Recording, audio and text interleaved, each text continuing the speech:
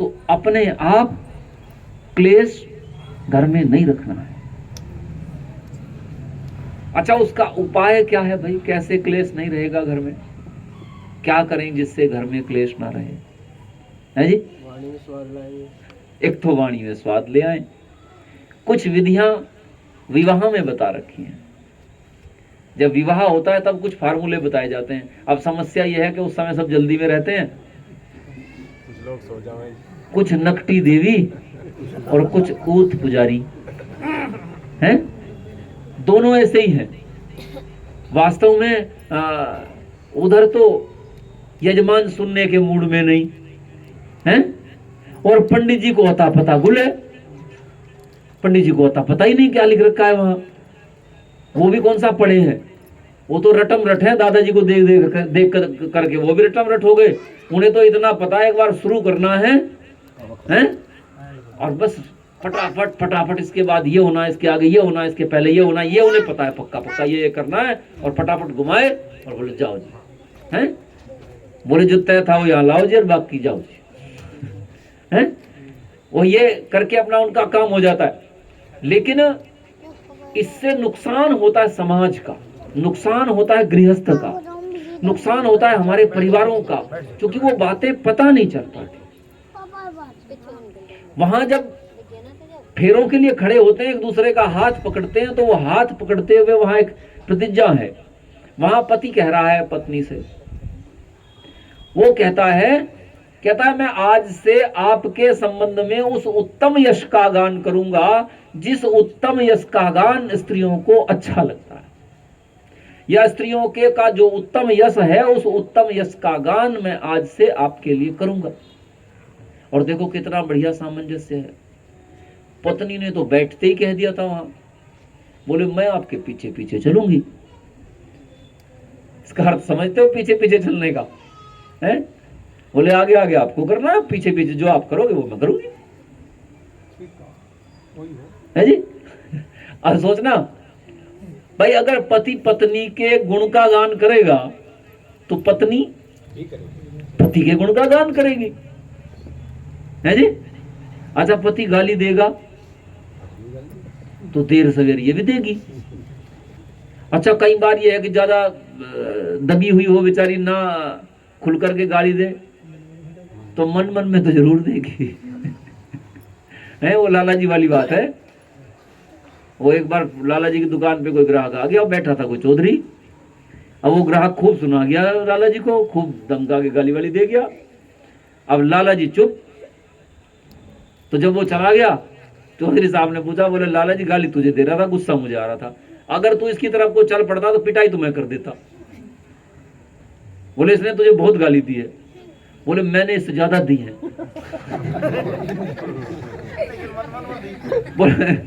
बोले इसने, तू तो बोला तक नहीं, तूने कहां गाली दी है? बोले यही तो अंतर है। बोले इसने जोर जोर दिया, मैंने धीरे धीरे दिया। बोले मैं मन मन में दे रहा था, जितनी देर में एक देता जितनी देर में मैं दो दे देता था, मैंने इससे ज्यादा दी है। तो वो बेचारा बहुत नहीं है लड़ने का उसका, तो गाली जरूर दे रहा, मन मन में गाली दे रहा है। तो वो भी अगर उसका बहुत नहीं है लड़ने का, उसे सपोर्ट नहीं है किसी का, तो गाली देगी, मन मन में दे लेगी। लेकिन इसका अर्थ समझते हो? इसका अर्थ है कि वो आपके प्रति एक ऐसी भावना रखती है कि उस भावना के कारण वो आपकी संतान के मन में आपके प्रति सम्मान का भाव नहीं रोक सकती। और जब ये सम्मान का भाव नहीं रोक सकती तो ये संतान आपकी बात उतनी, जब तक डरेगा हो सकता है मान ले, लेकिन ये तो ठाड़ा होना है आपसे, क्यों जी? आपका तो बुढ़ापा आना है और उसकी जवानी आनी है, उसमें तो सामर्थ्य आपसे ज्यादा हो जाएगा, तो तब वो आपकी बात नहीं मानेगा, याद रखना। और तभी तो ज्यादा समस्या होती है। जब तक सामर्थ्य आप में है, जब तक आप अर्निंग एंड है, तब तक तो समस्या नहीं होती। समस्या तब होती है जब कमाई वाला हाथ बदल जाता है, और जिसके हाथ में कमाई है वही तो मालिक है। तब सोचते हो मैंने पहले क्यों नहीं संभाला, फिर कुछ हाथ में थोड़े है जी। वो तो क्या होती है स्थिति जानते हो? किसी विद्वान ने कहा नीतिकार ने कहते हैं प्रथमे नार्जिता विद्या, द्वितीय नार्जितम धनम, तृतीय नार्जितम पुण्यम, चतुर्थे किम करिष्यति। कहते हैं जिसने पहली बात तो विद्या नहीं प्राप्त की, जब विद्या प्राप्त करने का समय था तब विद्या प्राप्त नहीं की, और जब धन प्राप्त करने का समय था तब धन नहीं प्राप्त किया है जी, और जब ये दोनों नहीं प्राप्त किए तो तीसरे में पुण्य नहीं मिला, फिर पुण्य नहीं प्राप्त कर पाया। जब वानप्रस्थ का अवसर था पुण्य प्राप्त करने का, उस समय पुण्य नहीं प्राप्त कर पाया, वो 3-5 में लगा रहा। कहते चतुर्थे किम करिष्यति, बोले अब चौथे में क्या कर लेगा, बोले अब कुछ नहीं होता, अब तो सड़ता रहे, अब इससे ज्यादा कुछ करने की स्थिति में व्यक्ति रहता ही नहीं है। तो कहते हैं चतुर्थे किम करिष्यति, अब क्या कर लेगा, अब तो कुछ नहीं कर सकता। तो इसलिए बढ़िया उपाय क्या है, पहले में ही कर लो, समय रहते कर लो। तो अगर सुख को प्राप्त करना है तो उपाय क्या है, अपनी वाणी का सुख रखिए, शरीर का सुख रखिए, और मानसिक सुख रखने के लिए जो एक फार्मूला है, क्या, पति पत्नी की बड़ाई करे समाज में, पत्नी पति की बड़ाई करे समाज में, और खोट है, खोट वो राजस्थान का कवि कहता है, बोले आपस में बैठ के सिर फोड़ लिया करो खोट निकालो आपस में बैठ के प्रेम पूर्वक, एक दूसरे को नीचा दिखाने के लिए नहीं है। हमारे एक साथी हैं, बहुत बड़े अधिकारी रहे, वो जब पढ़ाते हैं ना तो कितने प्रेम से पढ़ाते हैं, वो आपको बताएंगे आपका ये बहुत बढ़िया था, आपने ये बहुत बढ़िया कहा, बहुत बढ़िया ढंग से बोला है, बहुत बढ़िया आपने तैयारी की थी।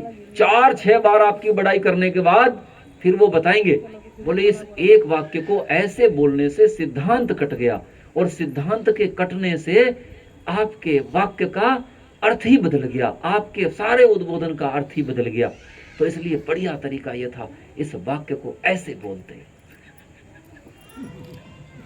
यानी क्या कहा है, अरे सारे ही आपके उद्बोधन का अर्थ गड़बड़ हो गया, इससे ज्यादा क्या बुराई करवानी है? लेकिन क्या कह दिया, पहले 4-6 खूबियां बता दी। आपका जोश बहुत बढ़िया था, आपके बात रखने का ढंग बहुत बढ़िया था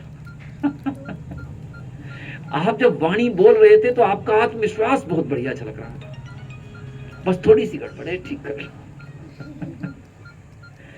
जब ऐसे मनुष्य कहता है तो उसकी बात मान ली जाती है, याद रखना। तो ऐसे हम आपस के व्यवहारों को सुधार सकते हैं, ठीक कर सकते हैं, ये बड़ी आवश्यक बात है। और जब इन 30 को ठीक कर लेंगे तो हमारे लिए क्या हो गया, तीनों प्रकार का हमारा जो सुख है वो हमें प्राप्त होने लगेगा। मानसिक संतुष्टि होगी, क्योंकि आप पति पत्नी आपस में संतुष्ट हैं तो संतान अच्छी बन रही है, संतान अच्छी बन रही है तो संतुष्टि है भाई। मैंने एक तो काम ठीक कर लिया ना, जो काम ठीक कर लिया उसकी संतुष्टि है, और जो ठीक नहीं हो पाया उसी की तो संतुष्टि नहीं है। जो काम ठीक हो गया उसकी तो संतुष्टि है, बस ये संतुष्टि रखनी है। वास्तव में कृष्ण जी ने क्या कहा है, योगः कर्मसु कौशलम, कहते हैं कर्मों में कुशलता का नाम योग है। तो अगर आप कर्म को कुशलता पूर्वक कर रहे हैं तो इसका अर्थ है आप युक्त हैं योग से, फिर आप समर्थ बन रहे हैं। तो कर्म करने में कुशल बनिए, सामर्थ्यवान बनिए, योग्य बन जाइए। और इसमें इस मंत्र में वो छोटी सी बात है, कहते हैं सुप्रजा प्रजाभिश्याम, ये निर्देश है। कहते हैं प्रजा वाले हम हो जाएं, लेकिन प्रजा वाले होकर के सुप्रजा वाले हो जाएं। क्या हो जाएं? प्रजा से सुप्रजा वाले हो जाएं। पहले तो संतान हो जाए, और वो संतान बढ़िया हो जाए, और फिर बहुत बढ़िया हो जाए। संतान बढ़िया हो जाए, फिर बहुत बढ़िया हो जाए। प्रजा ही बढ़िया को कहते हैं। प्रजा कहते हैं प्रतिष्ठेन जायते, जो अच्छी प्रकार से बनाया हुआ है उसका नाम प्रजा है। और जो बना लिया, बने हुए में भी 4 चांद लग जाएं, क्या कहने। सुप्रजा प्रजाभिश्याम, मैं प्रजा वाला होकर के सुप्रजा वाला हो जाऊं। पति पत्नी से यही आशा करता है, तो सहयोग करना ताकि मैं सुप्रजा वाला हो जाऊं। पत्नी भी पति से यही सहयोग करती, क्योंकि प्रजा तो साथ जी है, क्यों जी? तो वो उससे सहयोग कर की आशा करती है कि मेरी प्रजा को सुप्रजा बना दो, वो भी उससे सहयोग की आशा करता है कि मेरी प्रजा को सुप्रजा बना दो। सुप्रजा प्रजाभिश्याम सुवीरो वीरई ही, कहते हैं वीर वाला होकर के सुवीर वाला हो जाओ। वास्तव में कायरों के साथ तो उठना बैठना भी हानिकारक, क्यों जी? अपने आप तो पिटेगा, बोलो, आवश्यकता पड़ने पर आपको भी पिटवा देगा, ये ध्यान रखना। तो उसके साथ तो उठने बैठने में भी हानि है। अच्छा, अगर किसी की संतान ही कायर हो जाए तब, है जी? याद रखना, किसी ने कहा है एके नैव सुपुत्रेण सिंही स्वपिति निर्भयम, और कहते हैं 10 भी पुत्रैः ही सह भारम वहति गर्दभि। कहते हैं एक पुत्र के होने पर जो शेर की माता है, कहते हैं सिंही स्वपिति निर्भयम, वो निर्भय होकर के सो जाती है। एक ही लड़का है, एक ही पुत्र है, पर शेर है। तो कहते हैं एकेन सुपुत्रेण सिंही स्वपिति निर्भयम, वो निर्भय होकर के सोती है। और कहते हैं 10 भी पुत्रैः ही सह, कहते हैं 10 पुत्रों के साथ भी गधी क्या करती है? कहते हैं भारम वहति गर्दभि, वो बेचारी फिर भी बोझाइड होती है, चाहे एक हो जाए चाहे 10 हो जाए, 10 के साथ भी बोझाइड होना है। इसका अर्थ क्या हो गया? ये तो उदाहरण सर्वांश में नहीं होता, उदाहरण को एकांश में घटाना चाहिए। इसका सीधा सीधा एक अर्थ हो गया, का पुरुषों के साथ रहने वाला, कायरों के साथ रहने वाला सुखी नहीं रह सकता। इसलिए संतानों को वीर बनाओ। अच्छा, वीर क्षत्रिय होता है जी? ये तो सबको पता है, क्षत्रिय कैसा होता है? वीर होता है। लेकिन जानते हो वैसे भी वीर होता है। आपने कोई लाला जी वीर देखा है?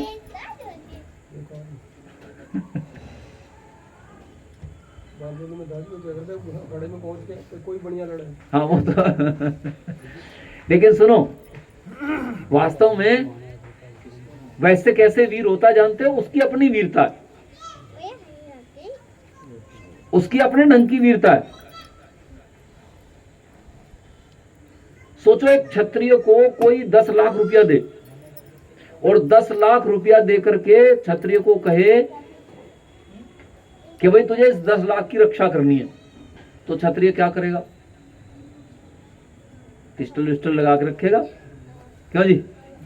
कहीं सुरक्षित जगह रखेगा और बढ़िया पहरा बैठाएगा, 10 लाख की रक्षा करने के लिए पिस्टल विस्टल लगा के गोलियां वोलियां तैयार रखेगा, क्यों जी? ऐसे ही तो रक्षा करेगा।